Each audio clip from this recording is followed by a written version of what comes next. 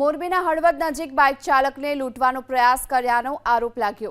યાર્ડના વેપારી રજનીભાઈ યાર્ડમાંથી જ્યારે ઘરે પરત ફરી રહ્યા હતા આ સમયે રાણીપર ગામ નજીકથી વેપારી પસાર થઈ રહ્યા હતા।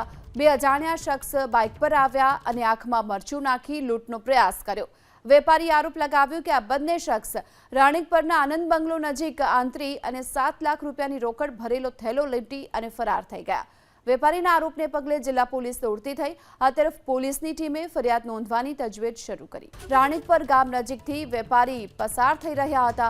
બે અજાણ્યા શખ્સ બાઇક પર આવ્યા અને આંખમાં મરચું નાખી લૂંટનો પ્રયાસ કર્યો।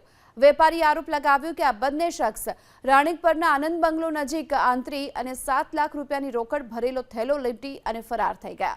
વેપારીના આરોપને પગલે જિલ્લા પોલીસ દોડતી થઈ। આ તરફ પોલીસની ટીમે ફરિયાદ નોંધવાની તજવીજ શરૂ કરી।